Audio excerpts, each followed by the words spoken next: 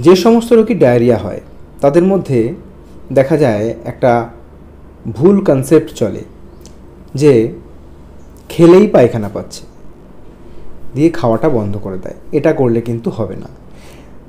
আপনার ডায়রিয়া হচ্ছে, আপনার লুজ স্টুল হচ্ছে, পায়খানা জলের মতো বেরিয়ে যাচ্ছে, পায়খানার সাথে আপনার শরীর থেকে জল বেরিয়ে যাচ্ছে, মিনারেলস বেরিয়ে যাচ্ছে, সেক্ষেত্রে আপনাকে কিন্তু ইনটেকটাও বাড়াতে হবে। আপনার শরীর থেকে বেরিয়ে যাচ্ছে, আপনি যদি ইনটেক না করেন তাহলে কী হবে, শরীরে ডেফিসিয়েন্সি তৈরি হবে, ঘাটতি দেখা দেবে। কিসের না? জলের, বিভিন্ন রকম লবণের। এবং সেটা যদি একটা লেভেলের নিচে নেমে যায় তাহলে কিন্তু আপনি ডিহাইড্রেটেড হয়ে যাবেন, মানে আপনার ডিহাইড্রেশন হবে এবং তখন আপনি ঝিমিয়ে পড়বেন, আপনি অজ্ঞানও হয়ে যেতে পারেন।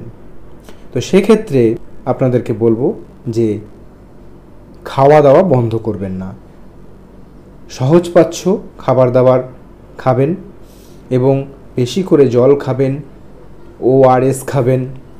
এই জিনিসটা কিন্তু মেনটেন করতে হবে এবং ওই ভুল ধারণা থেকে বেরিয়ে আসতে হবে যে আমার খেলেই পায়খানা পাচ্ছে সুতরাং আমি খাবো না।